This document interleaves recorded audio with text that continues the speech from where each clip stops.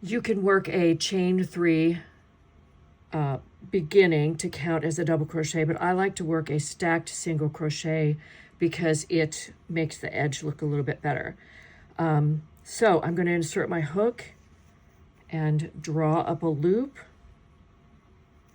and I have to chain 1 to secure that in place. Now, to make my stacked single crochet, I insert my hook, yarn over, pull up a loop, and be sure I don't catch anything in there. Yarn over, pull through 2 loops. Then I insert my hook in the left leg of that first single crochet. Yarn over, pull the loop back through. Yarn over, pull through 2 loops, and that is a stacked single crochet. All right, I'm going to skip this because this is part of the seam, and here's my first unworked stitch. So I'm going to double crochet in that one.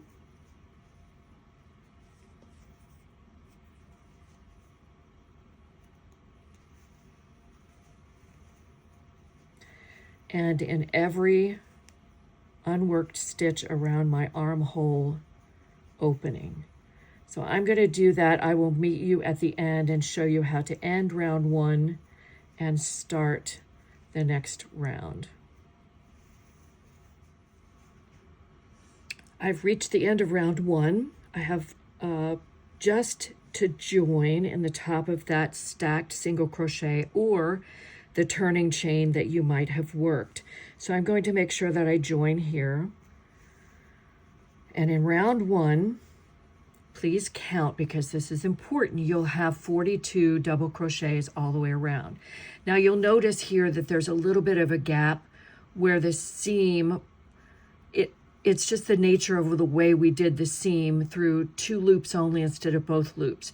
It pulls apart a little bit. When you work the rest of the sleeve, that should pull in and hide the gap. But if it doesn't, you can take that initial yarn tail, and as you're weaving it in, you can pull those gaps together by weaving it through those. But it shouldn't be a problem once we work the rest of the sleeve.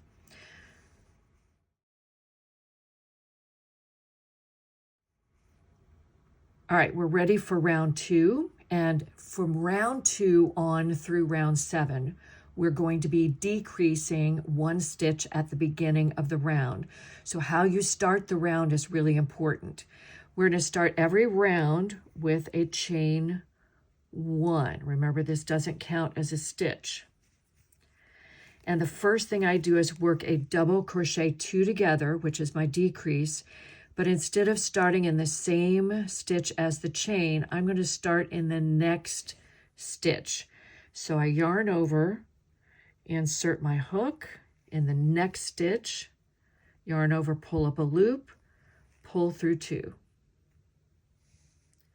To complete the double crochet 2 together, I yarn over, insert my hook in the next stitch, yarn over, pull up a loop, yarn over, pull through 2 loops, and to complete the double crochet 2 together, yarn over and pull through all 3 loops on the hook.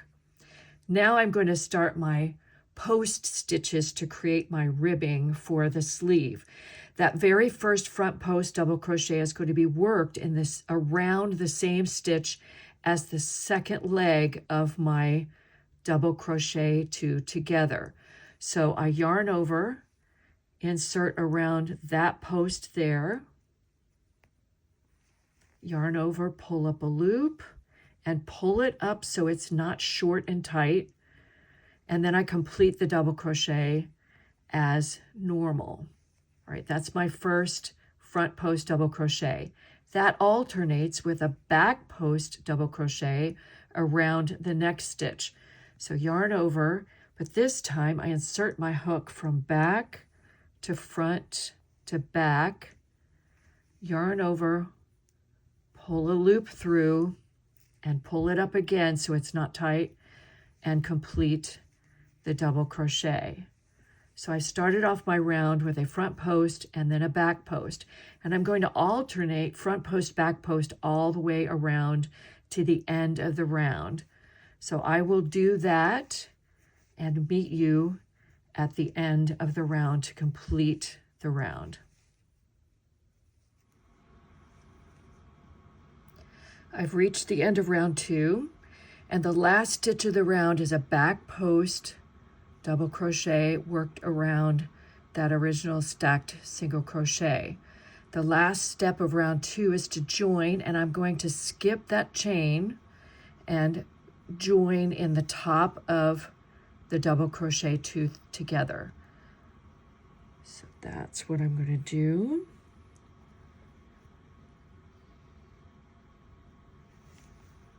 Join with a slip stitch here.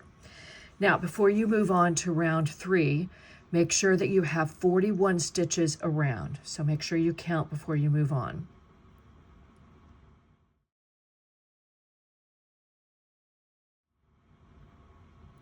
For round 3, I'm going to start much the same way I did for round 2. So the first thing I do is chain 1, and I'm going to work a double crochet 2 together over the next 2 stitches, just like I did before. So yarn over, insert hook in the next stitch, draw up a loop, pull through 2 loops. Yarn over, insert my hook in the next stitch, yarn over, pull up a loop, yarn over through 2, and then to complete the double crochet 2 together, my decreased stitch, yarn over, pull through all 3 loops on the hook. Now, just like I did for round 2, I'm going to work a post stitch around this stitch that's right under the second leg, but this time it's going to be a back post double crochet. So I yarn over, back to front to back, yarn over, pull up a loop, and then complete the double crochet. So that's going to sit behind that decreased stitch a little bit. And then to work the rest of the round, I'm simply going to work a front post, back post, front post, back post, work a front post around all the front post stitches, a back post stitch around all of the back post stitches, like so. So next is a front post. Next is a back post.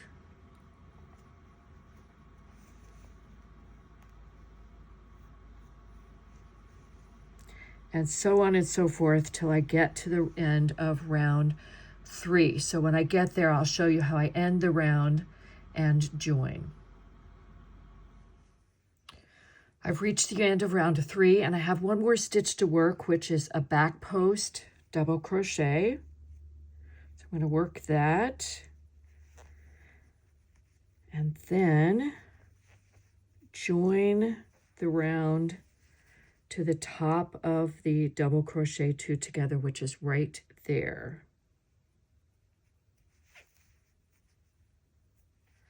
All right, so that's the end of round 3. You'll see that my ribbed pattern is starting to appear. For rounds 4 through 7, I'm simply going to repeat alternating between row 2 and row 3. So round 4 is a repeat of round 2, round 5 is a repeat of 3, round 6 is a repeat of 2, round 7 is a repeat of 3. When I get to the end of round 7, I should have 36 stitches in that round. And that's the round that gets me to the number of stitches that work the rest of the sleeve. So what I'm going to do is show you how to work rounds 8 and beyond once you've reached the end of your decreases. So work rounds 4 through 7 in the same pattern that we've established, and I'll meet you at the beginning of round 8.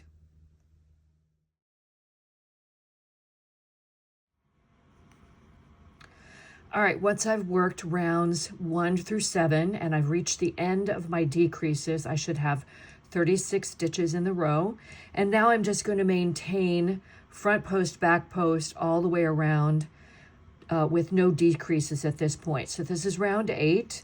I start every round the same. So I'm going to chain 1, and remember this does not count as a stitch, but this time I'm going to start in the very same stitch. So I'm going to do a front post double crochet around the front post double crochet below.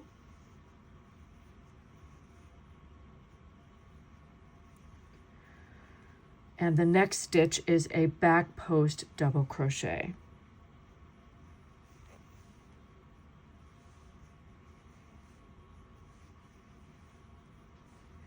And I simply work that all the way around. If there are 36 stitches in the round, there will be 18 front post double crochet and 18 back post double crochet.